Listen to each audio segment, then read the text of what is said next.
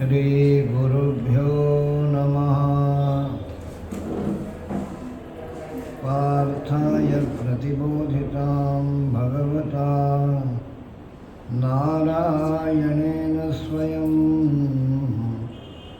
व्यासेन ग्रथितां पुराणमुनिना मध्ये महाभारतम् अद्वैतामृतवर्षिणीं भगवतीम् अष्टादशाध्यायिनीम् अम्ब त्वाम् अनुसन्धानामि भगवद्गीते भवद्वेषे। वसुदेवसुतं देवं कंसचाणूरमर्दनं देवकी परमानन्दं श्रीकृष्णं वन्दे जगद्गुरुम्।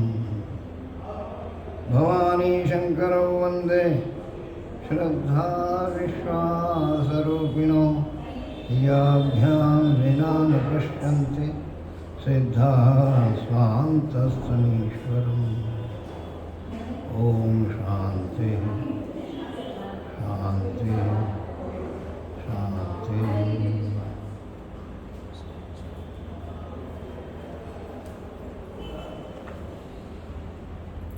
निर्मल जैन परिवार, हमारे डॉक्टर निर्मल जी, दीपा जी, क्षितिज जी, अंशिता जी और समस्त समागत प्रबुद्ध विद्वान गीता प्रेमी जिज्ञासुओं का हार्दिक स्वागत, हमारी मातृशक्ति का हार्दिक स्वागत और अभिनंदन, हमारा विनम्र अभिमान। विशेष रूप से हमारे श्री सतीश जैन जी, जो हमारा गीता ज्ञान गंगा अभियान है, यहाँ ये गीता ज्ञान गंगा अभियान में भले ही बहुत कम समय से हमसे जुड़े हैं, पर इनका जो उत्साह है, इनके चेहरे पर जो प्रसन्नता दिखती है, इसको आगे बढ़ाने में, और भगवान योगेश्वर ने कह रखा है गीता के अंत में कि जो कोई मेरी इस वाणी को लोगों के बीच में ले जाएगा वो हमारा सबसे प्रिय होगा और सबसे अधिक प्रिय होगा। और हर युग का एक अलग अलग रोग होता है। तो जिस युग में हम लोग जी रहे हैं, इसको हम लोग कलयुग कहते हैं। और दोनों पश्चिम की मान्यता में और हमारी मान्यता में एक अंतर है। पश्चिम कहता है कि जो वर्तमान समय है वो मानव के सर्वोच्च विकास का समय है। इतना विकसित आज के पहले मानव नहीं था, ऐसा उनकी सोच है। और हमारा जो वाङ्मय कहता है, हमारा जो अनुभव कहता है, वो ये कहता है कि जो वर्तमान समय है वो मानव के पतन का समय है। दोनों अपनी अपनी जगह ठीक हैं। पश्चिम जो कहता है विकास, तो वो बाहर के विकास के साथ जुड़ा हुआ है, और जो हम पतन की बात करते हैं तो वो हमारा आंतरिक पतन है।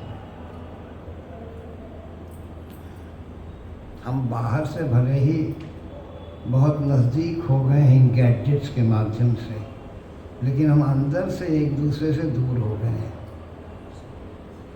पहले बाहर की निकटता नहीं भी थी, लेकिन अंदर की बड़ी निकटता थी आदमी से आदमी के बीच में। आज हम लोगों ने वो अंदर की निकटता को खोया है। और जब अंदर की निकटता खो जाती है तो जीवन एक ओर बोझ बन जाता है, दूसरी ओर भटकना बन जाता है। यानी हम वो जो प्यास है अंदर की, वो हमारी बुझती नहीं। हम सब के अंदर एक प्यास है। वो प्यास जो है वो आंतरिक निकटता से दूर होती है, बाहर के वैभव से दूर नहीं होती।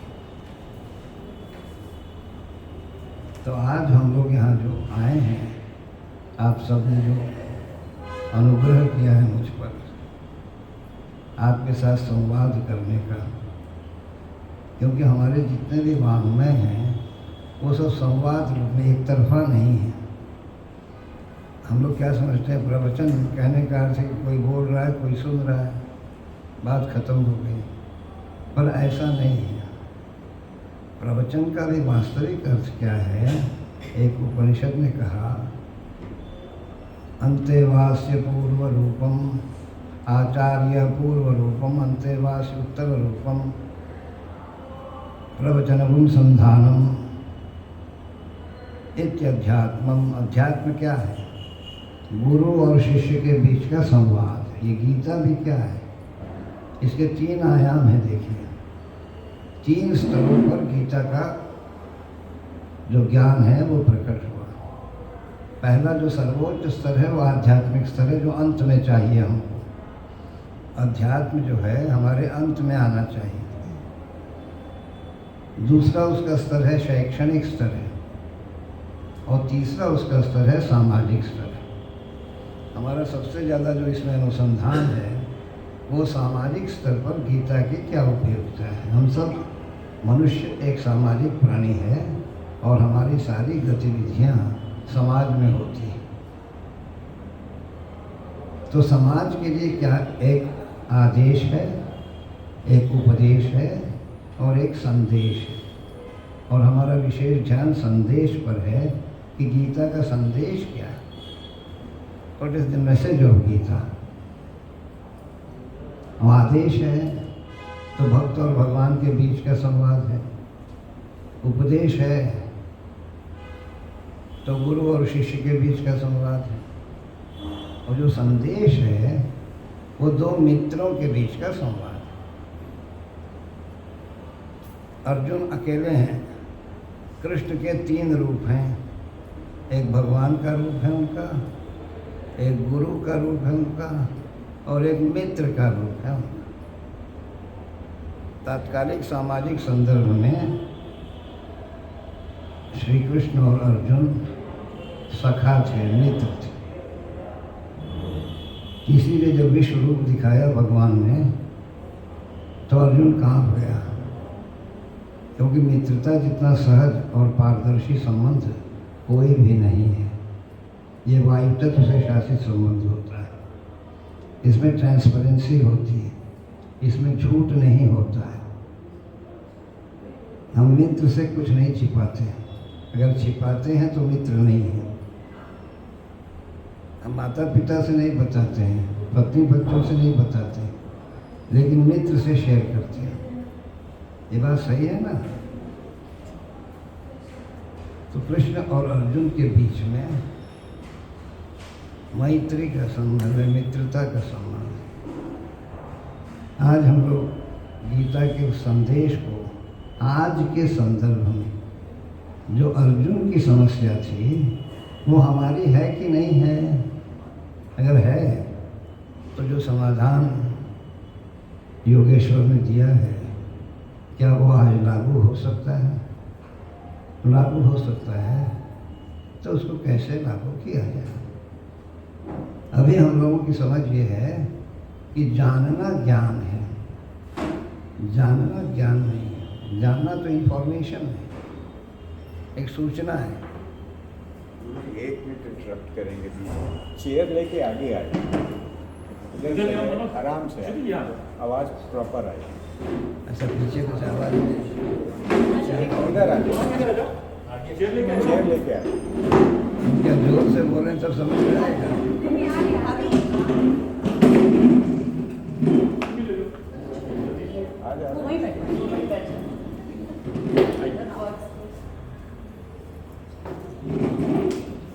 नॉइस ओके, अभी ठीक से आ रही है क्या? इसका वॉल्यूम चेंज करना होगा क्या? पास रहेंगे तो एक्सप्रेशन। हाँ हाँ, लेकिन अक्सर मैं देखता हूँ कि कुछ लोग इस प्रकार के संवाद में दूर बैठना चाहते हैं, पास आने में डर लगता है।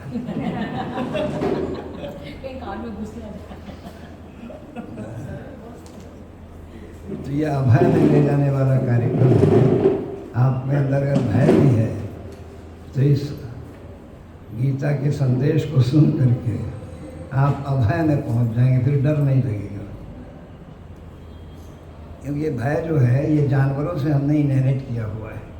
हम मनुष्य बन जाएंगे तो डर नहीं लगेगा, न भूत प्रेत से लगा, क्योंकि भय हमेशा अज्ञात का होता है।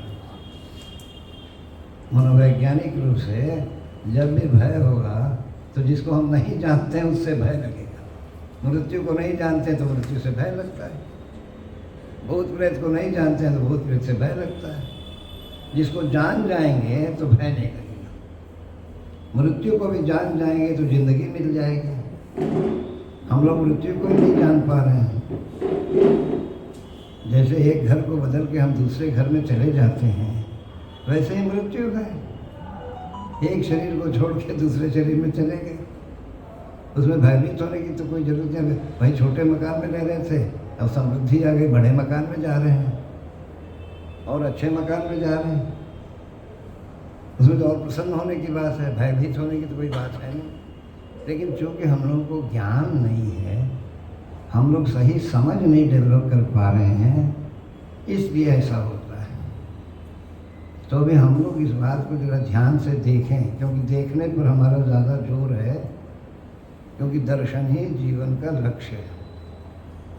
जब देख लेते हैं तो विश्वास होता है। दर्शन पर जो आधारित विश्वास है वो होता है, और बिना दर्शन के जो विश्वास है वो हम करते हैं। जब हम विश्वास करेंगे तो टूटेगा, विश्वास होगा तो कभी नहीं टूटेगा।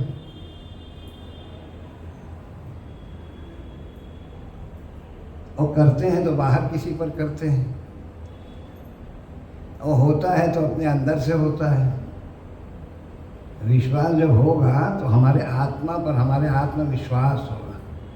हमारे अंदर का जो स्वत्व है, जो एसेंस है हमारे अंदर, उस पर हमारा विश्वास होगा, जिसको हम लोग कहते हैं आत्मबल, सेल्फ कॉन्फिडेंस जिसको हम लोग कहते हैं। किसी भी पेशे में, संबंधों में, हर जगह आपको वो आंतरिक विश्वास की ज़रूरत है। और इस समय अभाव क्या है? विश्वास का अभाव है, संदेह है, डाउट है, संबंधों के बीच डाउट है। और डाउट से क्या होता है? ये डाउट होता है किसको है? हमारे शरीर के अंदर ये बुद्धि को होता है। संदेह बुद्धि करती है, और जब बुद्धि में संदेह आ जाता है तो अशांति आ जाती है, जो युग का इस समय का समस्या है। हम लोग एक कॉमन समस्या से पीड़ित है सब लोग, और उसको ब्रॉडली अगर डिफाइन किया जाए तो लैक ऑफ पीस कहेंगे, अनरेस्ट है कि नहीं है? वो नेशनल लेवल पर हो, सोशल लेवल पर हो, पारिवारिक पर हो, अपने अंदर हो, 4 लेवल पर हम लोग जीते रहते हैं हर क्षण। हम शरीर में जी रहे हैं, हम फिर परिवार में जी रहे हैं, फिर हम एक समाज में जी रहे हैं, फिर एक देश में, एक राष्ट्र में जी रहे हैं। ये ब्रॉडली 4 लेवल्स ऑफ एग्जिस्टेंस है हमारी।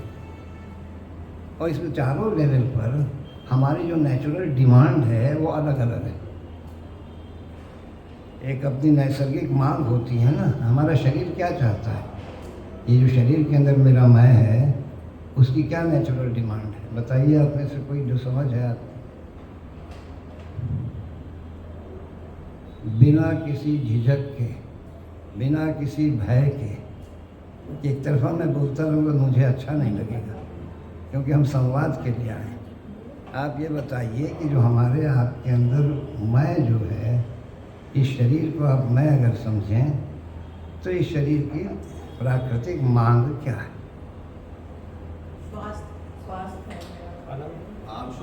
खुश है ना? क्या कह रहे हैं? हमको जरा जोर से कहिए, मैं सुनता कौन? स्वास्थ्य हाँ? उम्र के हिसाब से वो मांग बदलती जाती है। जैसे अभी हम एज को के लगता हिसाब है से कि डिमांड। सुख शांति स्वास्थ्य बस सबसे प्रमुख है। मतलब अगर स्वस्थ है तो सबसे बड़ा सुख वही है। निरोगी काया सबसे बड़ा है। और इनकी उम्र में बहुत सारे चाहते हैं। मैं आपको एसेंस क्या आपकी बात का स्वस्थता है, स्वास्थ्य चाहता है, हमारा शरीर क्या चाहता है? सुख स्वस्थ रहना सुख चाहता चाहता है है और कुछ नहीं जैसे भी चाहिए। मिले। हमारा शरीर अप्राप्त को प्राप्त करना चाहता है। जी। मैं जो हमारे पास नहीं है हाँ। उसे पाना चाहता कोई है। सुख की जो मिल जाए उसे वो शरीर का डिमांड नहीं है, वो मन का स्व में डिमांड है। हाँ, वो मन चले स्व में रहना चाहता है। हमारे मन में भी एक अहम है ना, हमारे बुद्धि में भी एक अहम है, तो वो आनंद हमारे चाहता शरीर है। में एक अहम है। जो मन का अंदर का मैं है वो आनंद चाहता है। आनंद या सुख समझिए, वो अलग आते हैं अभी मन पर भी हम। जी।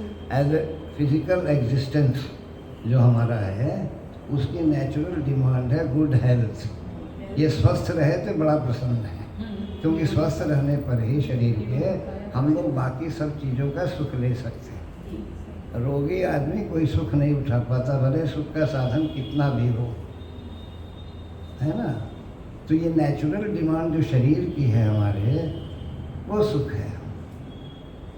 फिर परिवार की नेचुरल डिमांड क्या है? परिवार में हम क्या चाहते हैं? परिवार में शांति। आपस में सबका अच्छा रहे। मिलजुल के रहे सब सब लोग मिल प्यार के से रहे। रहें। छोटों को प्यार बड़ों को सामंजस्य। हम परिवार में सुख चाहते हैं। हमारा मन जो है ये परिवार है, शरीर व्यक्ति है, मन परिवार है। मानसिक दूरी हो जाना ही इस समय परिवार की समस्या है, और उसके कारण क्या है? सुख का अभाव। सुख के सामान का अभाव नहीं है, सुख के अनुभव का अभाव है ना ये बात। हम लोग सुख का अनुभव नहीं कर पा रहे। सुख है बहुत कुछ, सामान सब है, लेकिन सुख नहीं है हमको। वो परिवार में सुख नहीं है। क्यों नहीं है भाई? देखिए इस पर ध्यान दीजिए, केवल बौद्धिक कार्यक्रम है ये, इसमें कहीं अंधापन नहीं है कि श्री कृष्ण जी कह रहे हैं तो मानना है, शास्त्री जी कह रहे हैं तो मानना है, ऐसा कुछ नहीं। हमको ठीक लगता है तो हमको स्वीकार करना है। हमारे रीजनिंग में फिट बैठ रहा है तो ठीक है, क्योंकि ट्रूथ इज ऑलवेज रीजनेबल। अतार्किक सत्य नहीं होता है। अगर अतार्किक है तो वो सत्य नहीं है हमारी गीता के अनुसार, क्योंकि गीता ही एक ऐसा ग्रंथ है विश्व में जो बुद्धि की भाषा में जीवन के रहस्य को खोल देता है।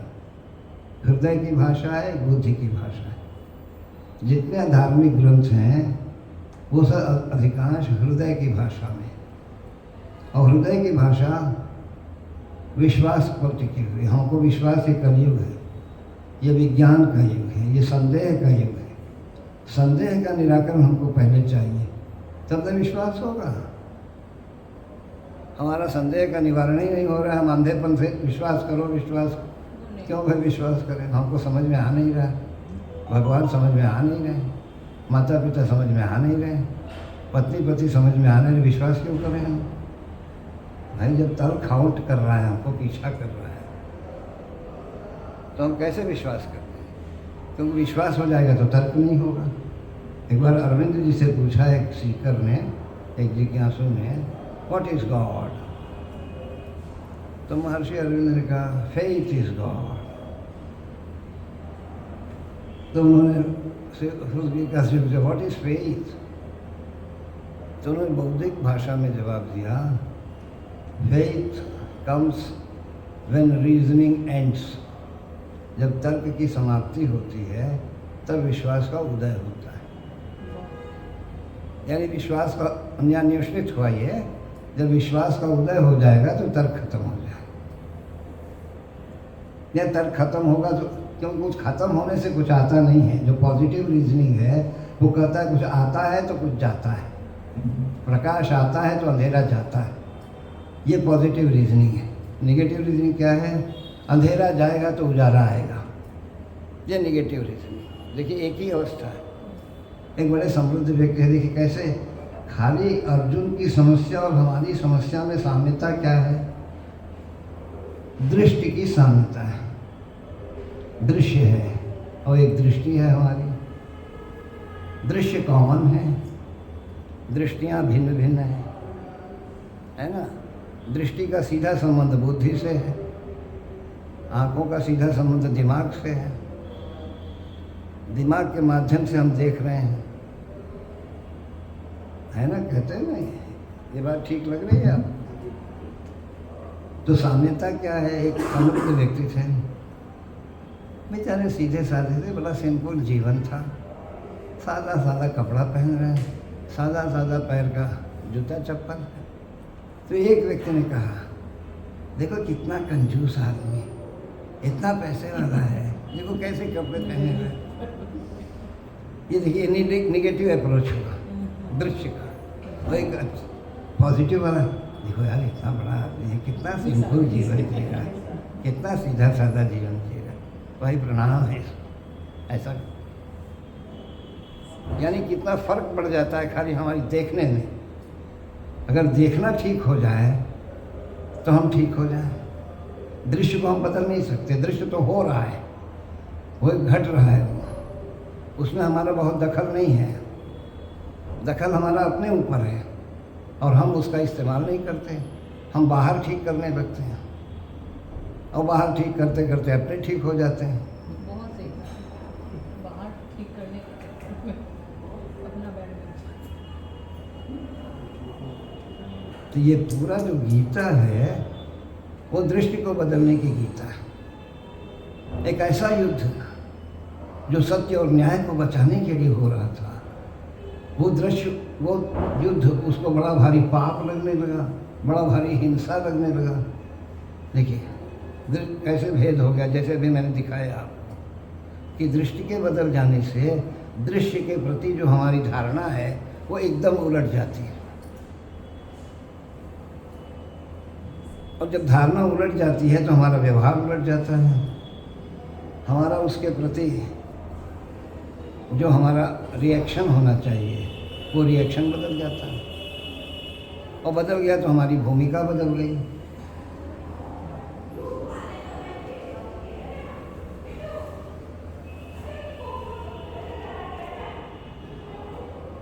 तो मन को क्या चाहिए? मन को सुख चाहिए, परिवार को सुख चाहिए। ये परिवार को सुख कैसे मिलेगा भैया? हमारे हाथ में है सब कुछ। मनुष्य ही एक ऐसा आज़ाद है कि उस पर किसी का नियंत्रण नहीं है, भगवान का भी नियंत्रण हमारे ऊपर नहीं है। ये सब बेकार फालतू बातें, अनरीजनेबल टॉक है ये कि भगवान सब कर रहे हैं, भगवान के हाथ में कुछ नहीं।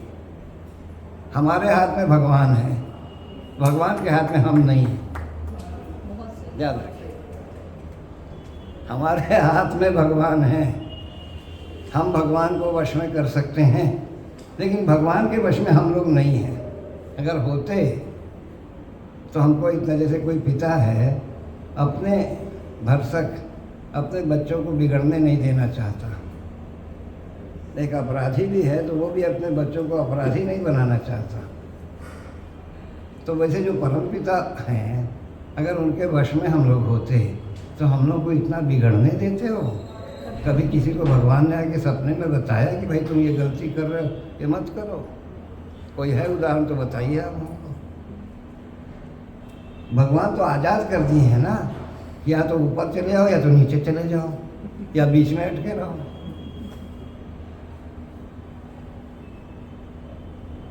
संसार में विश्व में 84 लाख योनियों में मनुष्य से स्वतंत्र कोई नहीं है। यानी मनुष्य को कुछ ऐसा बना डाला है भगवान ने कि वो उठना चाहे तो उठ सकता है, गिरना चाहे तो गिर सकता है। गिरने से रोकने वाला कोई नहीं है, उठने से रोकने वाला कोई नहीं। तो हमारा संकल्प कहाँ है? उठने में है कि गिरने में है? कुछ लोग होते हैं, कुछ महिलाएं होते हैं, कुछ पुरुष। हम तो ऐसे ही हैं, हम तो ऐसे ही हैं, यानी हम बदलेंगे नहीं, हम तो ऐसे ही हैं, हम ऐसे ही रहेंगे। यही दुर्योधन का सोच है कि हम तो ऐसे ही हैं। वो तो कहता है कि मैं धर्म भी जान रहा हूँ, मैं अधर्म भी जान रहा हूँ, लेकिन मैं अधर्म में ही रहूँगा, मुझे उसी से प्यार है। देखिए, 2 साइकिल चल रहा है पैरेलल में, एक धर्म का साइकिल, लॉ का साइकिल है, ये अनलॉ का साइकिल है। अधर्म, धर्म में संप्रदाय नहीं, हिंदू मुसलमान नहीं होता है। धर्म कहने का अर्थ वो विधान, जिस विधान से सारा संसार चल रहा है, उसको धर्म कहते हैं, डिवाइन लॉ। हम लोग धर्म शब्द का ऐसा गड़बड़ कर लिए हैं कि उसको हिंदू मुसलमान बना लिए।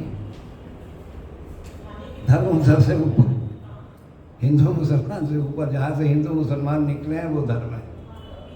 धर्म के आश्रय में ये सब कुछ बना हुआ है। अगर हमारे अंदर से धर्म निकल जाए तो हम मनुष्य नहीं रहेंगे।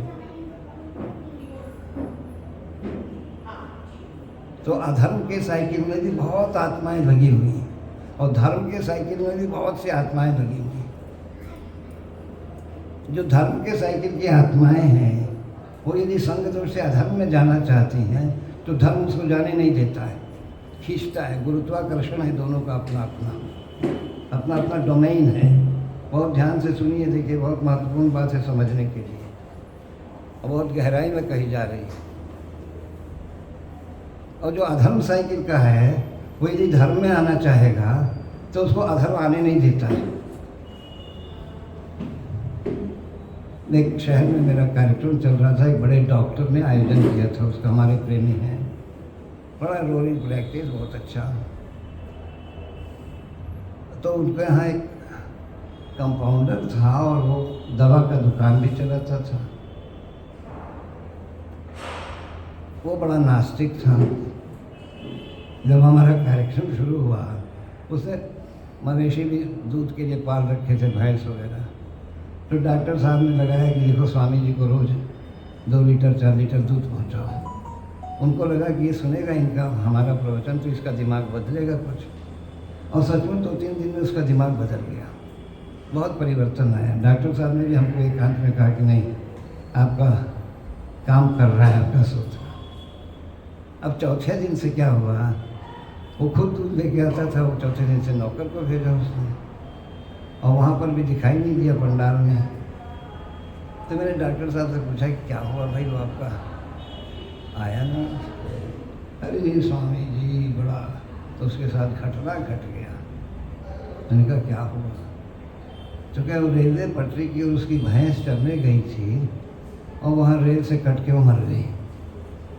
अभी इसी सदमे में उसको लगा गीता सुनने से ये हुआ है, उसको सह नहीं रहा है गीता। देखिए, अधर्म के साइकिल में जो घूम रहा है वो धर्म में आना चाहेगा तो अधर्म एक धक्का देगा। कहाँ जा रहा है? तू मेरा जजमान है। सबकी जजमानी है ना, अपनी अपनी। नायकों की जजमानी तो खलनायकों की भी जजमानी। तो कहाँ तू जा रहा है? चल इधर। ऐसे होता है। तो परिवार में सुख क्यों नहीं हो रहा है हम लोग? देखिए, 2 चीज़ें चाहिए सुख के लिए। परिवार का ही सुख जो है परिवार का चीज़ है, और कहीं का चीज़ है। हमको समाज में सुख नहीं चाहिए, समाज में समृद्धि चाहिए। हम किसके लिए पैसा कमा रहे हैं? परिवार को कितना पैसा चाहिए? परिवार को जिलाने पढ़ाने लिखाने को कितना पैसा चाहिए? ये जो इतना ज़्यादा पैसा है ये किसके लिए है? ये समाज में है कि नहीं है बात? समृद्धि समाज का इश्यू है, परिवार का इश्यू नहीं है। परिवार का इश्यू है सुख। और सुख कैसे मिलेगा भाई? सुख के लिए 2 चीज़ें चाहिए।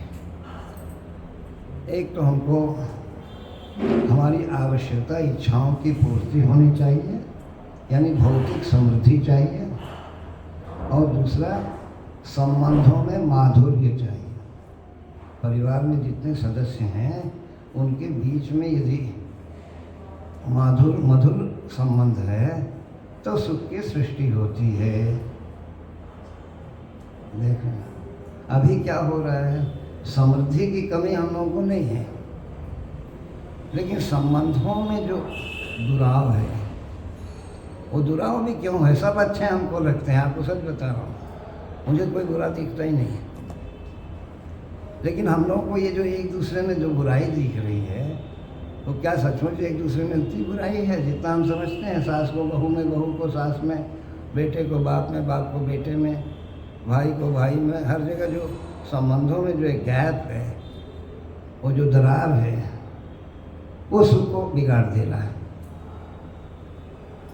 वो अशांति पैदा कर दे रहा है। शांति और समृद्धि ये दोनों मिल करके सुख की सृष्टि करते हैं। खाली शांति से भी सुख नहीं मिलता, और खाली समृद्धि से भी सुख नहीं मिलता। जब इन दोनों का योग होता है तब सुख बनता है। शांति कैसे होगी? संबंध जब मधुर होगा। और समृद्धि कैसे होगी? जब हमारी कर्मठता होगी। अनुशासित संबंध, अनुशासित कर्म और मर्यादित संबंध, ये सूत्र है। अनुशासित कर्म है डॉक्टर साहब का, तो समृद्धि है। हमारे सतीश जी का अनुशासित कर्म है, तब समृद्धि है कि नहीं? है बात। कौन लोग बेकार हैं, कौन लोग गरीब हैं? सोचिए हम, जिनके कर्म में अनुशासन नहीं है, जो काम नहीं करना चाहते हैं लेकिन लाभ सब चाहिए। जो काम करेगा उसको कभी कमी रहेगी नहीं। और बेकारी समस्या भी किन लोगों के लिए? अकर्मण्य लोगों के लिए बेकारी है या अयोग्य लोगों के लिए बेकारी है। जो भी काम करने वाला होगा और योग्य होगा तो उसको काम की कमी नहीं है संसार में। हमारा अपना समझ है भाई, हो सकता है आप लोग सब इसको न स्वीकार करें। तो जो बेकारी लोग कर रहे हैं, जो कुर्सी तोड़ना चाहते हैं, काम नहीं करना चाहते, कुर्सी तोड़ के चाहते हैं सब हो जाए, तो कितनी कुर्सियां बनेंगी भाई? कुर्सी तो मैनेजमेंट की चीज़ न हुई, बाकी काम तो उतर के करना होगा ना ज़मीन पर आपको। भाई डॉक्टर साहब कितने घंटे कुर्सी पर बैठेंगे? उठ करके मरीज के पास जाना ना पड़ता है। हमारे पास एक डॉक्टर थे पटना में, शिव नारायण सिंह करके, आप लोग नाम सुने हों। वो एक ऐसे अद्भुत डॉक्टर थे, उनके यहाँ जानवरों के बाड़े की तरह मरीज लगे रहते थे। और फीस सबसे, उनके श्रेष्ठी लोगों का फीस 200-500 हो गया, लेकिन वो अपने जीते जी 16 रुपये उनका फीस था, वही अंत तक उन्होंने रखा। वो एक साथ आते, हम मरीज बैठे हुए हैं, एक साथ आते थे, एक एक मरीज से पूछते जाते थे, देखते जाते थे, और 30-40 मरीजों को देख के टेबल पर बैठते थे और एक एक करके बुलाते थे। दवा की बात ज़्यादा नहीं करते थे, दवा लिखते थे, भेजते थे, मिनिमम दवाई लिखना। और सब याद हो गया उनको 30-40 मरीज का कि किसको क्या दिक्कत है। तो क्या है, मेहनत करना पड़ता है ना। वो रात 12 बजे उठ के आके देखते थे मरीजों। बिना श्रम के आपको विश्राम नहीं मिल सकता है। और युवावस्था श्रम की अवस्था है। वही अर्जुन है, वही हम आप हैं। यानी समृद्धि और ये संबंधों में मधुरता, ये दोनों मिलकर के सुख लाएगा। हमारे पास जिनके देखिए दुर्भाग्य क्या है कि जिनके पास समृद्धि है उनके पास संबंधों की मधुरता नहीं है। जहाँ संबंधों में मधुरता है वहाँ समृद्धि नहीं है।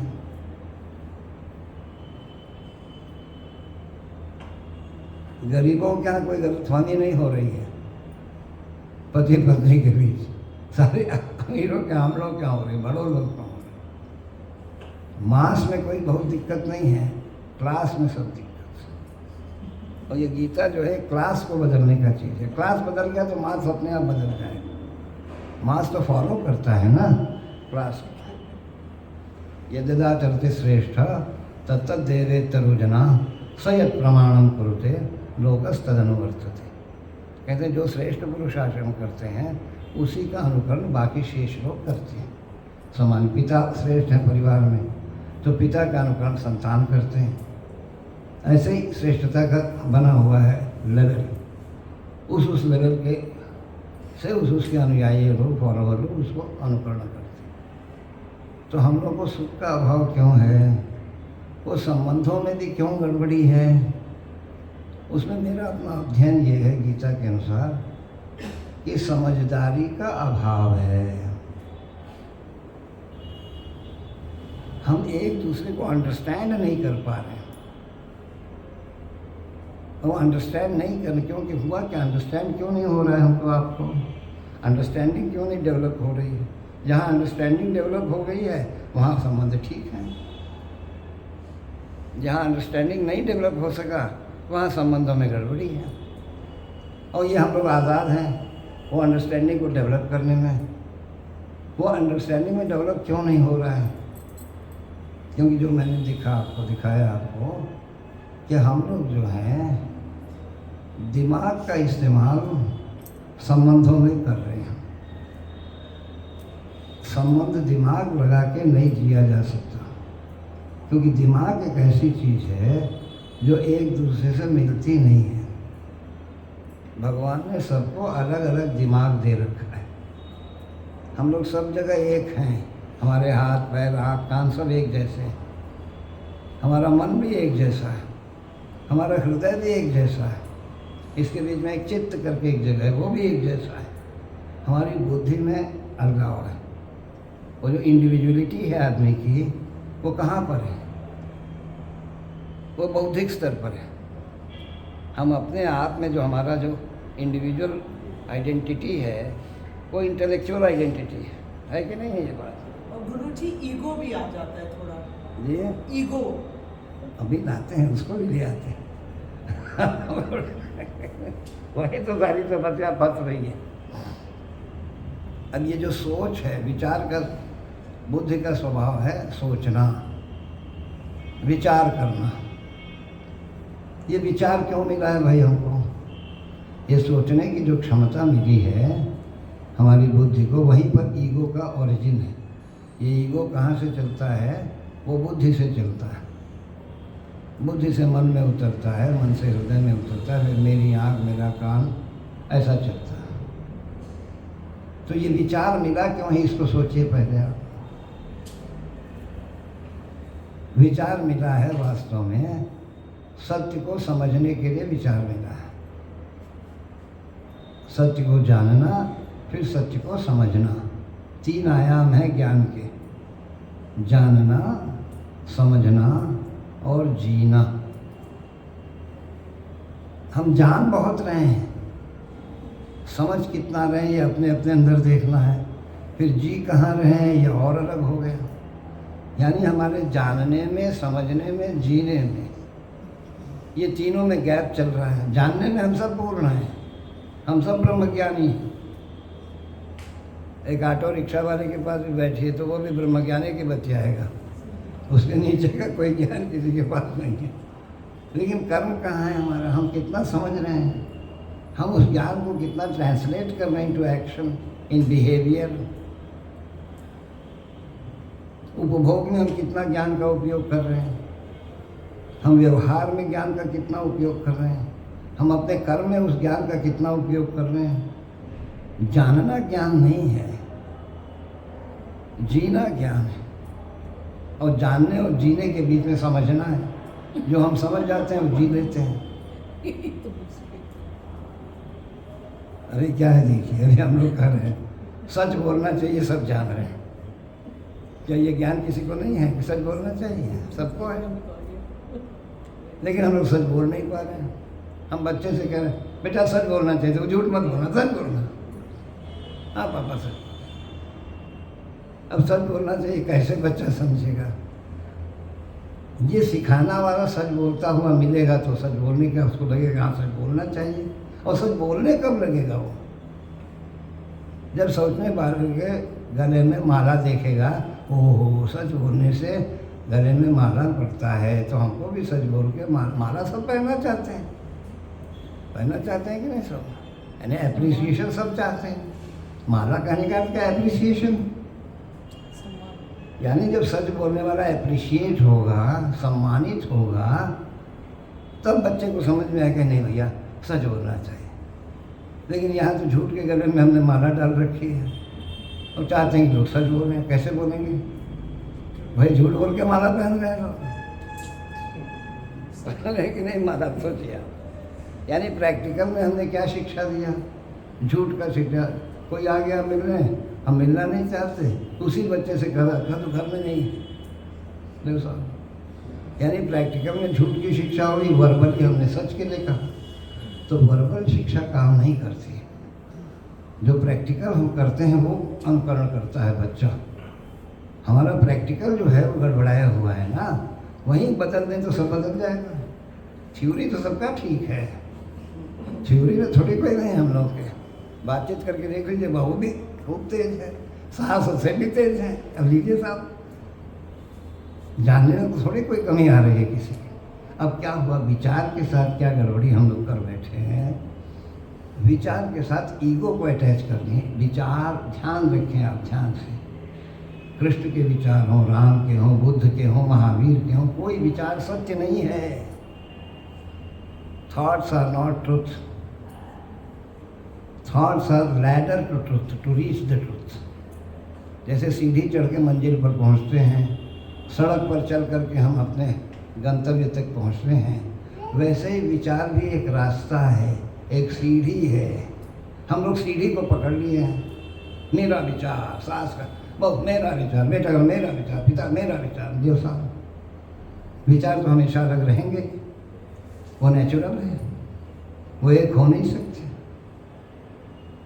विचार का प्रयोग क्या है? विचार हम क्यों कर रहे हैं? बहस हम क्यों कर रहे हैं? किसी बात को समझने के लिए करें तब तो बहस ठीक है। अपने विचार को ठीक करने के लिए अगर बहस कर रहे हैं तो विवाद हो जाता है, विवाद कटुता में बदल जाता है। संबंधों को जहर बनाने में बहुत बड़ा योगदान बहस का है। अगर हम बहस बंद कर दें तो तुरंत ही सब मामला सुलझ जाए। लेकिन कैसे बहस बंद करेंगे? हम किसी से कम नहीं हैं। हमको लगता है कि हम हार रहे हैं, अगर बहस ना करें तो हम समझते हैं कि हम हार गए। अरे भाई, जिंदगी जीना हार जीत पर थोड़ी है बाबा, थोड़ा हार ही जाइए ना, कभी आप कभी आप। देखिए क्या मज़ा आता है। प्रभु श्री राम जो थे, जब खेलते थे अपने भाइयों के साथ, मित्रों के साथ, तो हमेशा हार जाते थे।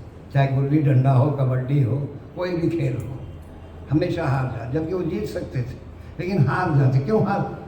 इसलिए हार जाते थे कि मैं बड़ा हूँ, अगर मैं जीतूँगा तो हमारे भाइयों का, मित्रों का मन छोटा हो जाएगा, यह तो उत्साहित हो जाएंगे। जीत, लेकिन हार में भी एक मज़ा है, वो हम लोगों ने अनुभव नहीं किया है। अगर उसको अनुभव करने तो मामला बहुत जल्दी सुलझ जाता है कि नहीं? ये बात जीतने का नशा तो हम लोगों को थोड़ा हारना सीखना होगा। यदि हारना हम लोग सीख जाएं तो जो मधुरता है वो रात 12 बजे आ जाएगी।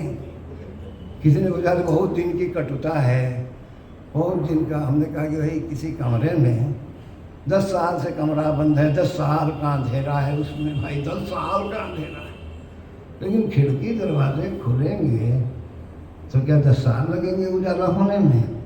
वो तो क्षणों में उजाला हो जाए। कटुता 10 साल की हो, दुश्मनी 10 साल की हो, लेकिन उसको मिटने में तो क्षण भर लगेगा ना। अगर समझदारी आ गई, अगर हम समझ सके ज़िंदगी के मूल्य को, कितना अमूल्य चीज़ हम खो रहे हैं दिन पर दिन, फिर दोबारा कब मिलेगी हमको पता नहीं है ना हमारे हाथ में। जो एक बार मिला है उसको यूं ही हम, सुबह होती है, शाम होती है, और यूं ही ज़िंदगी तमाम होती है। बचपन हुआ, जवानी हुई, बूढ़े हो गए, वही सुबह शाम हो रही है। अकेलापन इस समय युग का सबसे बड़ा समस्या है। हम जैसे विदेशों में तो और बड़ी समस्या है, मैं तो देख के आया हूँ। बुढ़ापे में तो अकेलापन और ज़्यादा कष्टकारी है। किसी को समय नहीं है बूढ़ों के पास बैठने के लिए। पोते वाले दादाजी पोते को बोला, हाँ बेटा यार थोड़ा सा तुमको चूम लें, थोड़ा तुमसे बात कर। पोते को कहाँ समय, बेटे को तो पेशे से फुर्सत नहीं, वो बेचारे कहाँ से आके बैठे। यानी हम लोग अपने घर के बुजुर्गों के पास 10 मिनट बैठने को तैयार नहीं है। तो क्यों ऐसा होगा? कैसे संबंध ठीक होगा? हमने आग लगाई है ना, तो हम ही बुझाएंगे ना, कोई भगवान आके थोड़ी बुझाएगा। ज्योतिषी के पास दौड़ेंगे, तांत्रिक के पास। मजा आ रहा है कलयुग में, तांत्रिकों का तो मजा चल रहा है। और महिलाएं खास करके सारा फेसबुक पर सब देखिए, लव वो ये सब समस्याओं का गारंटी समाधान है सबके पास। और कितना लुटा दे रहे हैं पैसे को समाधान ढूंढने में। जो अपने अंदर समाधान रखा हुआ है वो समाधान हमको दिख नहीं रहा है। लेकिन जब तक बौद्धिक समाधान हमको नहीं मिलेगा, हमको शांति नहीं मिलेगी, और शांति नहीं मिलेगा तो सुख का अनुभव नहीं कर सकते।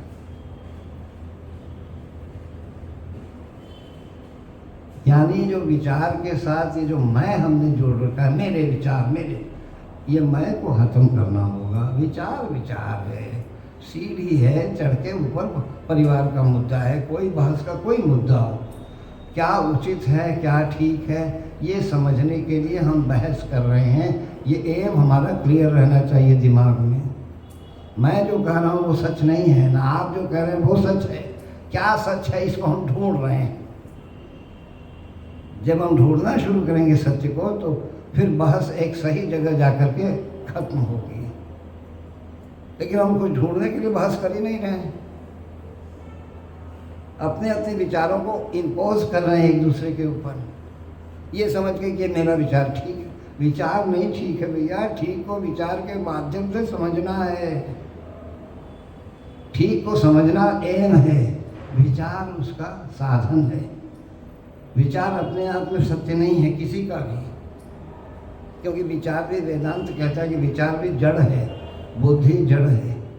तो जड़ से जड़ निकला है, बुद्धि अपने आप में चैतन्य नहीं है। जैसे सीढ़ी जो है वो अपने आप में कुछ उसका मीनिंग नहीं है जब तक कि वो पहुंचने का सहायक न हो। सीढ़ी क्यों हमको चाहिए? क्योंकि हमको ऊपर पहुंचना है और बिना सीढ़ी के पहुंच नहीं सकते। अगर सीढ़ी को ही हम पकड़ के बैठ जाएंगे तो जाम लग गया, एक इंटेलेक्चुअल जाम लगा हुआ है हमारे आपके बीच में। इसीलिए फ्लो ऑफ कम्युनिकेशन जो है ना, हमारी भावनाएं, हमारी इच्छाएं, हमारी सोच, हम ठीक से एक दूसरे के साथ कम्युनिकेट नहीं कर पा रहे, हम एक दूसरे के साथ शेयर नहीं कर पा रहे। कई बातें देखिए, भय में क्या होता है, जब आप भय से आक्रांत हो रहे हैं तो पत्नी बहुत सी बात आपको नहीं बताएगी, क्योंकि उसको भय है कि पति को बता देंगे, पता नहीं क्या सोचें क्या समझें, ये भय है। वैसे ही बेटा बाप को बहुत सी बात नहीं बताएगा, ये भय नहीं लगेगा तो ट्रांसपेरेंसी आ जाएगी, कम्युनिकेशन जो है फ्लो होने लगेगी। वो कम्युनिकेशन का फ्लो नहीं है और नहीं होने से गलतफहमियाँ अंदर ही अंदर गैप बढ़ता जाता है। इसीलिए अब साथ रहने को तैयार नहीं है लोग। अभी अगर 50-45 हमारा अनुसंधान कहता है 45, 50, 55 वर्ष के जो कपल हैं, दोनों की स्थिति है कि दोनों से कहाँ भाग के चले जाएं, कहाँ भाग के चले जाएं, कहाँ भाग के जाएंगे। यानी मानसिक रूप से ऐसी विचित्र स्थिति में हम जाके फंस गए हैं कि साथ रहना नहीं चाह रहे हैं, साथ रहने में हमको दिक्कत हो रही है। क्या इतने बुरे हैं हम लोग एक दूसरे के साथ? क्या सचमुच आदमी इतना बिगड़ गया है? नहीं, हमारी समझ बिगड़ गई, हमारी दृष्टि बिगड़ गई, और ये ठीक करना हमारे आपके हाथ में है। कोई भगवान आके थोड़ी ठीक करेंगे, कोई तांत्रिक थोड़ी ठीक करेगा, कोई ज्योतिषी थोड़ी ठीक करेगा।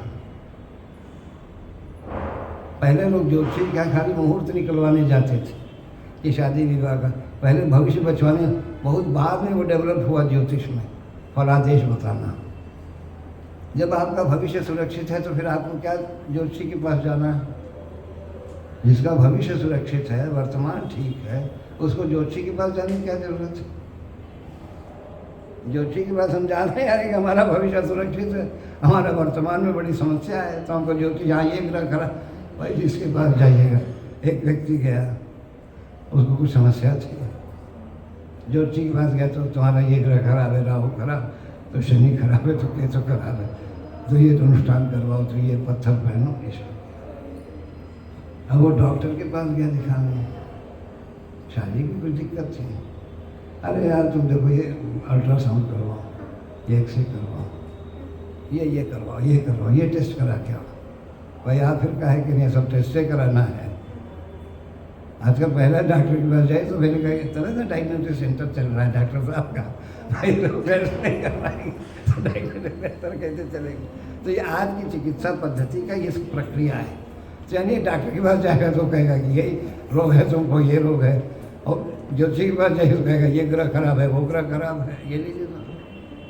यानी सबके पास अपना अपना एक समाधान है और उस समस्या का, लेकिन सब समस्या का समाधान हमारे अंदर है। हमारा आयुर्वेद कहता है कि शरीर में रोग हुआ तो जैसे कचरा इकट्ठा हो गया किसी कमरे में, तो आप कमरे को साफ कर दो, फिर कमरा एकदम नया हो गया, रंगाई पुताई कर दो। ऐसे ये शरीर भी एक घर है ना, एक कमरा है ना, इसमें कचरा इकट्ठा हो गया तो ठीक है भाई। रोग हो गया तो रोग को बाहर निकालने का उपाय करो। रोग ऐसा निकल जाएगा बाहर कि फिर तुम फिर ताजे हो गए।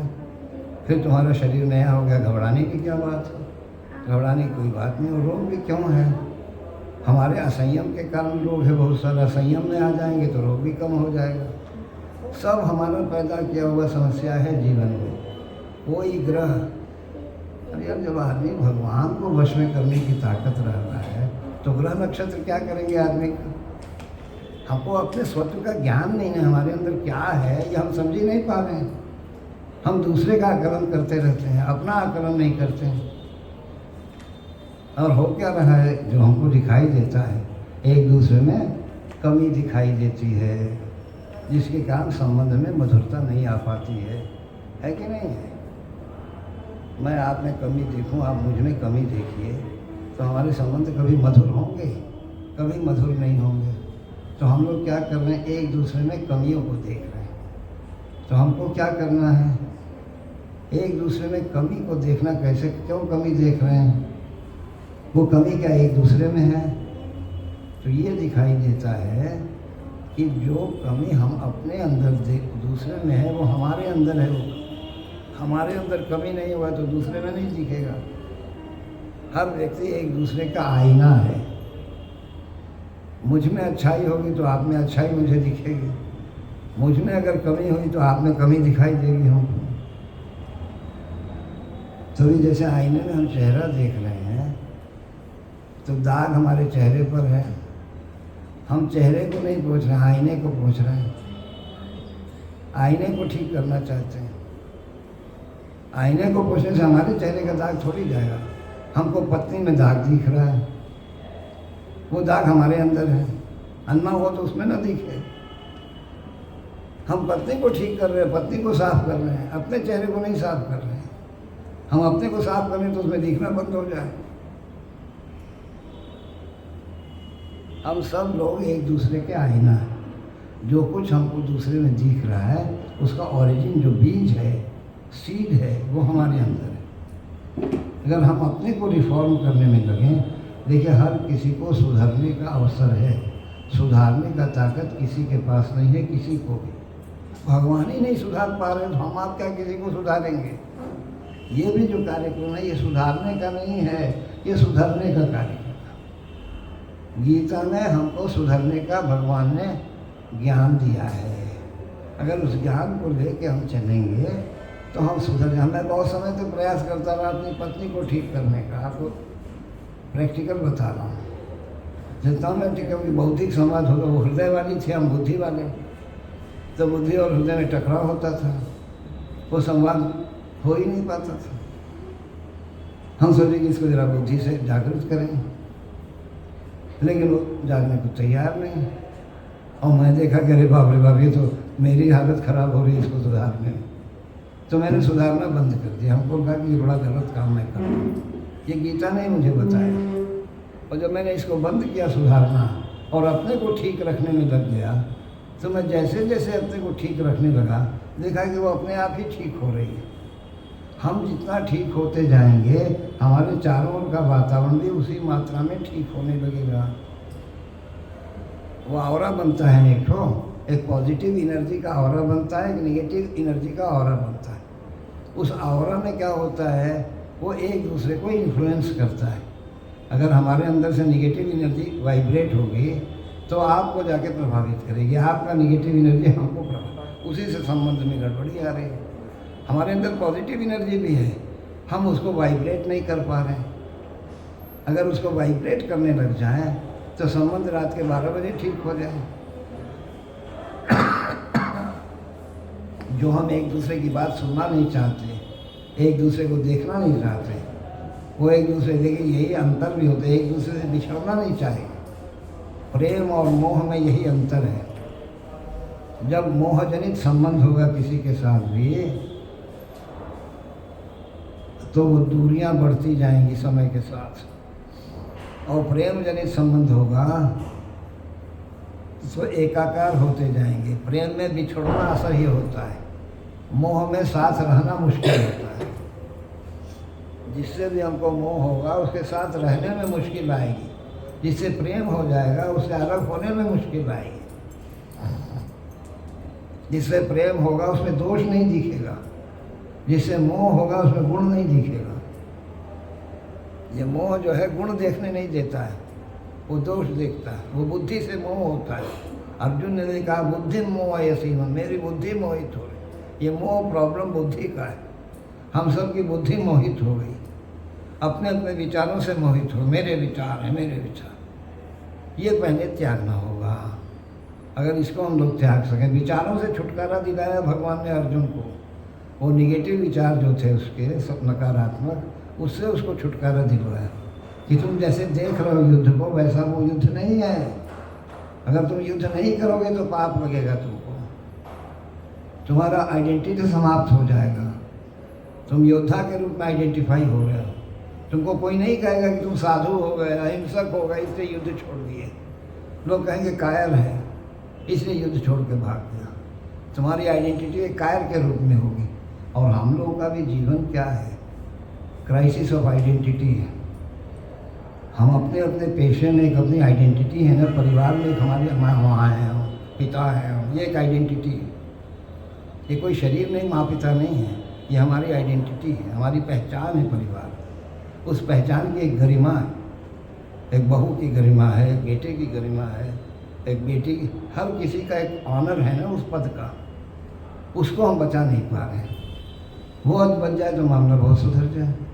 इसीलिए मैंने एक सूत्र रखा था कि कर्म में अनुशासन और संबंध में मर्यादा। मर्यादा या क्या, प्रोप्राइटी ऑफ कंडक्ट, यानी जिसके साथ जैसा व्यवहार होना चाहिए। मतभेद कितना भी हो हमारा पत्नी से, लेकिन पत्नी का जो सम्मान है उसे गिराने का हमको हक नहीं। हमारा पिता के साथ कितना भी मतभेद हो, वो वैचारिक है वो, लेकिन पिता के पद को गिराने का हमको अधिकार नहीं। अगर गिराएंगे तो हम भी जब पिता बनेंगे तो हमको गिराया जाएगा। एक जगह मेरा एक कार्यक्रम चला, वो युवकों के द्वारा आयोजित था। संक्षेप में सुना रहा हूँ, प्रैक्टिकल दृष्टांत। जो उसका युवक था प्रधान, उसी के घर में हमको ठहराया गया। एक दिन, 2-3 दिन के बाद एक दिन मध्याह्न में उसके पिता आए मेरे पास अकेले में। मैं विश्राम कर रहा था बैठे, तो बताया उन्होंने कि मैं, ये घर हमारा ही है, आप जहाँ ठहरा हूँ मेरा बेटा ही है जहाँ। और लगे पिता शिकायत करने कि मुझे गाली देता है, मुझे भोजन ठीक से नहीं देता है। पत्नी मर चुकी थी उनकी, समृद्धि ये देखती कि मेरे बेटे का 1000 दोष, हमको गाली देता है, हमको मारने दौड़ता है, वो है ये है। हाँ बड़ा काटो तो खून नहीं हो। हमने कहा ऐसा बेटा गीता का संयोजक कैसे हो गया, ये क्या हुआ? तो हमने उनको सांत्वना दिया कि आप बाबूजी घबराइए नहीं, हम उसको समझाइए आप। फिर शाम के समय मुझे लेने के लिए कुछ बुजुर्ग लोग आते थे, तो मैंने उनसे पूछा कि भैया आए थे, ये उसके बारे में ऐसा ऐसा कह रहे थे। तो कह अच्छा क्या गलती क्या लड़का ऐसा है क्या? स्वामी जी आपको क्या पता, ये पी करके आएंगे, बहू हैं, बच्चे हैं घर में, गाली देना शुरू करेंगे सबको। अब बेटा कहता है कि सब आप मत करिए।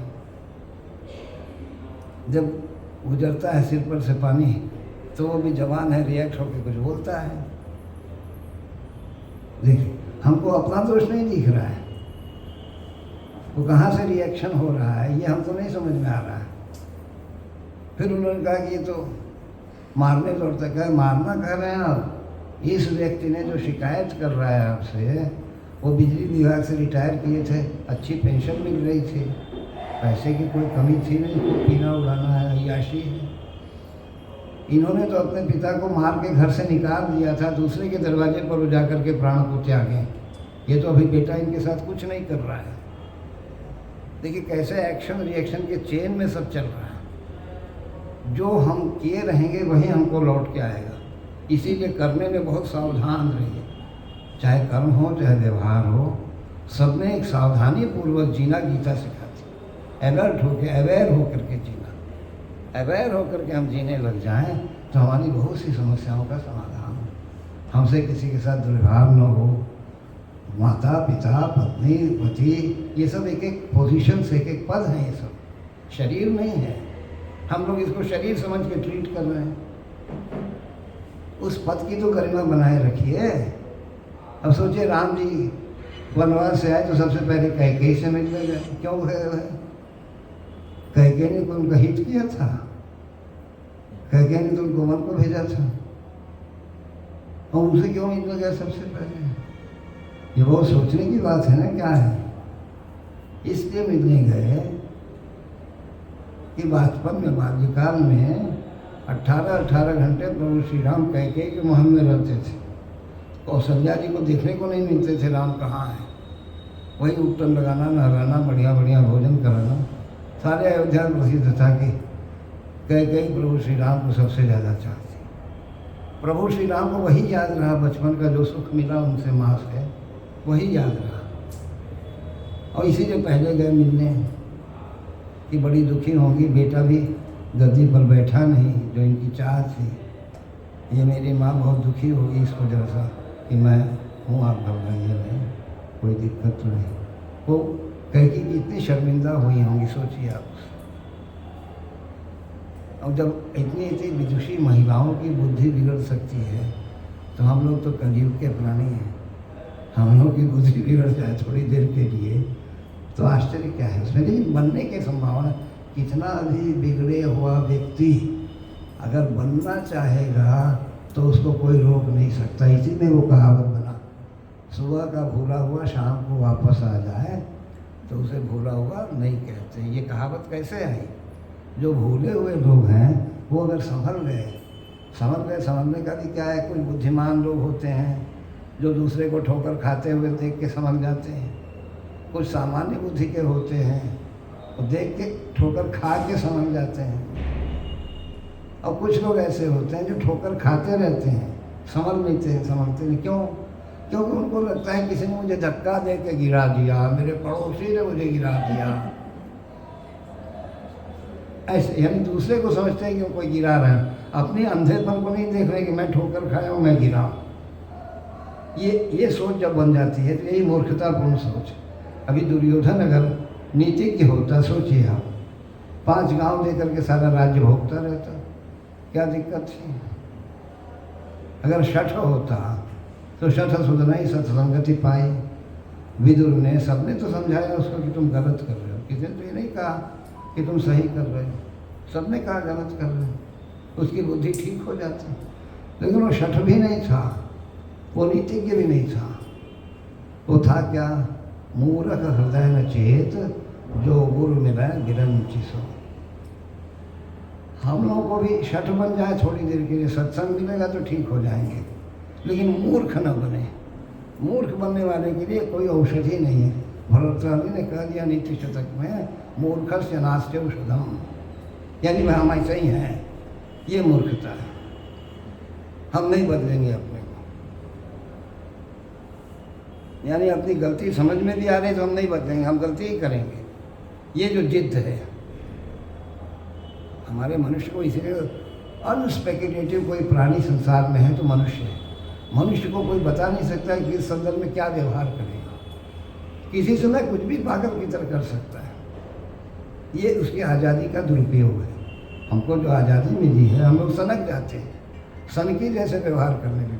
एक नॉर्मल जो हमारा बिहेवियर है वो मेंटेन होना चाहिए, और जब समझदारी डेवलप होगी तो वो मेंटेन होगी हमारे अंदर।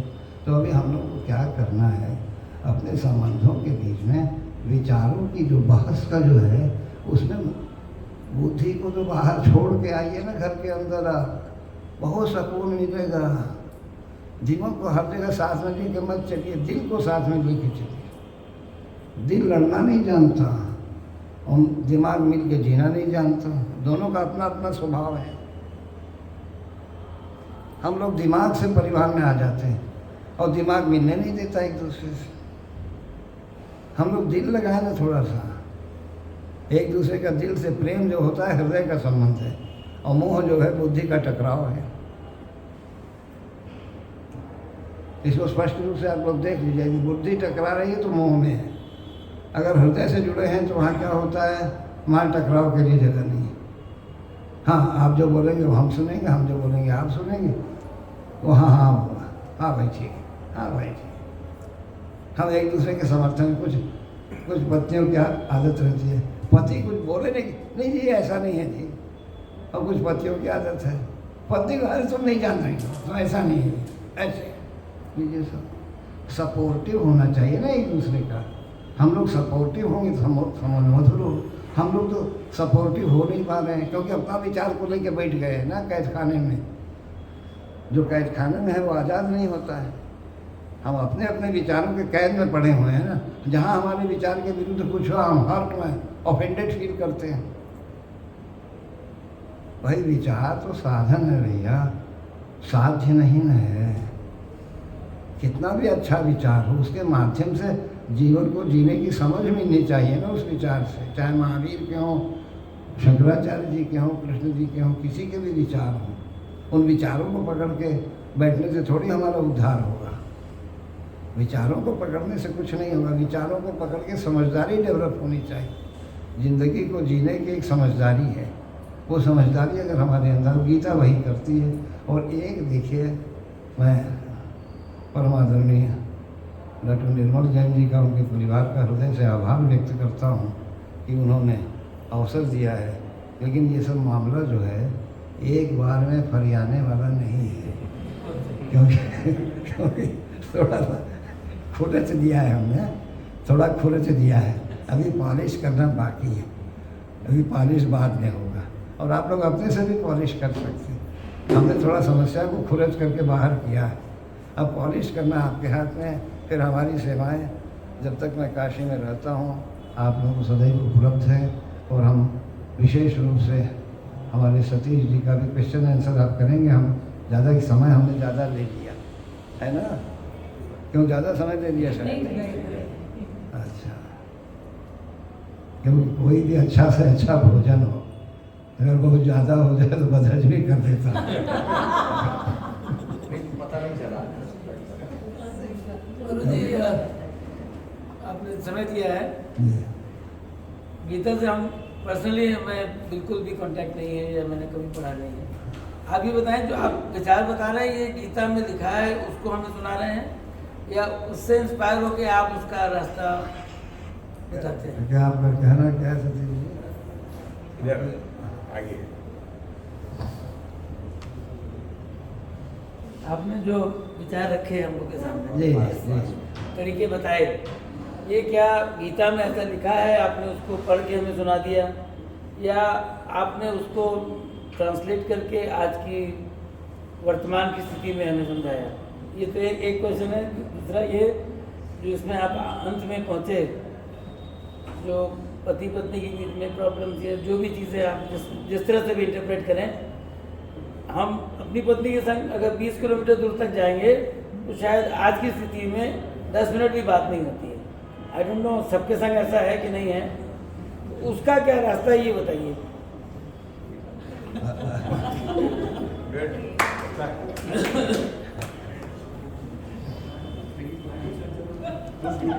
बाईस किलोमीटर की बात करेंगे।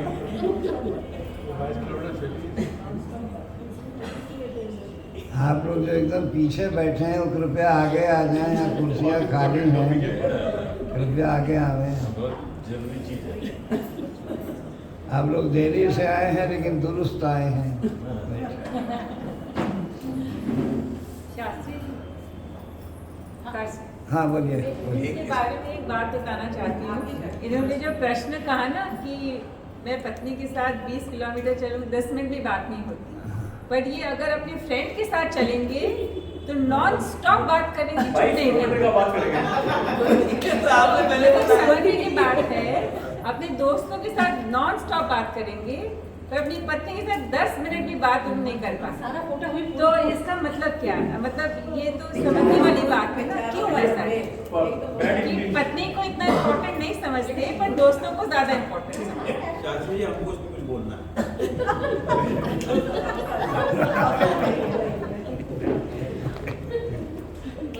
ये जो शास्त्री जी मुद्दा पति पत्नी का है और दोस्तों का है, मेरे हिसाब से ये डिफरेंस थॉट प्रोसेस का जेंडर का है, सुलझ नहीं सकता है। भाई पत्नी अपना सोच रही है कि हम सही हैं, हम मेल हैं, हम सोच रहे हैं हम सबको तो यही सही लगता है कि हम सही है, हैं। जेंडर हम डिफरेंस तो है। कभी नहीं सोचेंगे हम और गलत जेंडर डिफरेंस में अगर मान लीजिए हमारे यहाँ कुछ गलत हो रहा है, जैसे आपने कहा कि उसको सहज आई है, तो इसका मतलब क्या गलत होने दें? डिफरेंस जेंडर का है, हो सकता है माई वाइफ इज़ राइट, हो सकता है आई एम राइट, बट जितना मेरा एक्सपीरियंस है कि जब तक एक आदमी प्रेडोमिनेट नहीं करेगा फैमिली में, हर की अगर चलेगी तो फैमिली तो गई। तो क्या करें, उसको छोड़ दें, सह लें, जो गलत हो रहा है उसको होने दें, सुधारें कैसे? सहना मतलब अब सह लेंगे तो पति बोलेगी इंडिफरेंट है कि वो तो सुनता ही नहीं है, कोई चीज़ को फ़र्क नहीं पड़ता है। ये जो इल्ज़ाम है कि दोस्तों के संग 2 घंटा बात कर लेगा, वो इसलिए गलत है कि दोस्तों में कभी ये प्रॉब्लम ही नहीं है ना, वो तो ना मेरे घर से इन्वॉल्व है ना हम उसके घर से इन्वॉल्व है, तो हम मस्त हैं उसके संग। पत्नी के संग तो प्रॉब्लम है कि गलत कर लेगा, मैंने टोका नहीं तो मेरा घर बिगड़ेगा। इसका आंसर आप दें। वाह सुनिए भैया, क्या जोड़ लेकर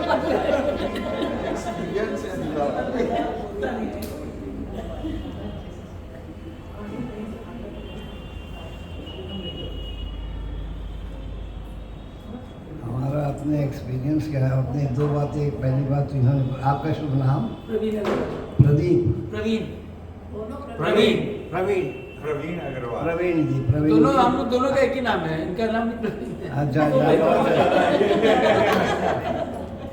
आप बहुत सुंदर लग रहे हैं, हमको बहुत अच्छे लग रहे हैं, ये बात बता दो। बाकी किसी को कैसे लग रहा है पता नहीं। पहले जो आपने बात पूछी कि जो बातें हम रख रहे हैं वो गीता की बातें रख रहे हैं या अपने विचार रख रहे हैं या उसके आधार पर रख रहे हैं, तो सबसे पहले तो ये समझ लेना चाहिए कि ओवरऑल जो बातें रखी गई हैं आपके सामने, उसका बेस जो है वो गीता का ज्ञान ही है। वो सपोर्टेड बाय गीता, जो कुछ भी मैंने रखा है उसका सपोर्ट गीता में है। वो आप चाहेंगे तो श्लोक के माध्यम से भी, क्योंकि संस्कृत का ज्ञान सबको नहीं रहता, बहुत श्लोक बोलने लग जाएं, देखिए विद्वत्ता बघारना शुरू कर दिए, ऐसा फिर होगा कि समझ में आ नहीं रहा है, खाली श्लोक पढ़ रहे हैं। तो श्लोक पढ़ने से तो आपको कोई लाभ होना नहीं है। आपको तो लाभ उस श्लोक का जो एसेंस है, वो एसेंस आपको मिल जाए। एक आपके इसका जवाब है, गीता पर ही बेस्ड है सारी बातें। जो चिंतन है, मौलिक चिंतन है कि किसी किताब से लिया हुआ नहीं है, उसका सीड जो है वो गीता के अंदर। हमने उसको पौधा बनाया है, पेड़ बनाया है, ताकि लोगों के काम आ सके, ये उसकी उपलब्धि है। और दूसरी बात क्या है, 20 किलोमीटर वाली, और वही कुछ आपका नहीं है। तो हमारा ये अपना अनुभव है कि हमारा जो पुरुष वर्ग है वो बाहर तो बड़ा चौड़ी हंसना खेलता हाय हो ये होता है, लेकिन घर की चाहदारी में घुसा नहीं कि बुखार चढ़ जाता है।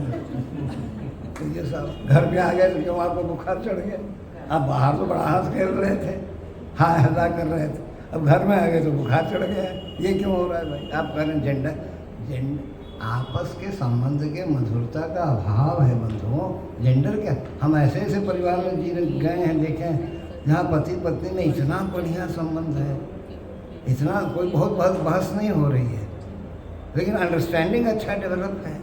जब अंडरस्टैंडिंग आपस में डेवलप हो जाए, जेंडर क्या, नारी के बिना क्या पुरुष का काम चलना है कि पुरुष के बिना नारी का काम चलना है? हम लोग तो एक दूसरे के अन्योन्याश्रित हैं ना। हमारे अंदर ही नारी है, हमारे अंदर ही पुरुष है। कोई व्यक्ति मुसलमान पुरुष नहीं है, कोई मुसलमान नारी नहीं है।